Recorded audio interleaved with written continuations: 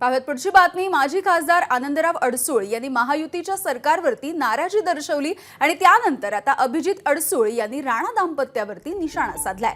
छपरी लोक महायुतीमधून बाहेर फेकले गेले पाहिजेत, अन्यथा शिवसेना म्हणून आम्ही बाहेर पडणार असल्याचं त्यांनी म्हटलंय। त्याचवेळी बोलताना त्यांनी प्रवीण दरेकर यांच्यावरती सुद्धा निशाणा साधलाय।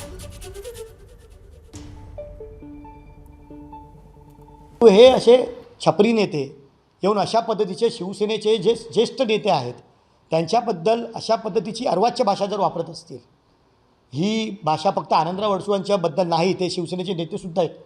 हे एका पक्षाचे नेते जर स्वतःला महायुतीचे जर नेते समजत असतील तर महायुतीतून यांना बाहेर फेकले गेले पाहिजे, हे पुन्हा मी एकदा सांगतोय।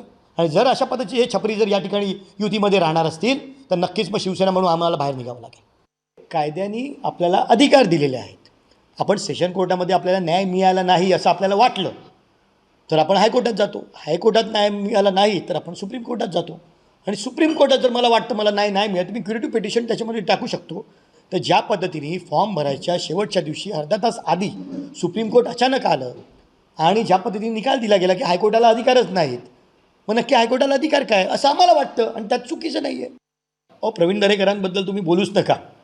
फॉर्म जेव्हा मागे घ्यायला गेलो, जेव्हा सगळं सरकार विरोधामध्ये होतं, तेव्हा आम्ही फक्त देवेंद्रजी फडणवीस साहेबांनी मला विनंती केली, आम्ही सागरवर गेलो, आम्ही चौघं गेलो, त्या ठिकाणी शब्द दिला यांनी।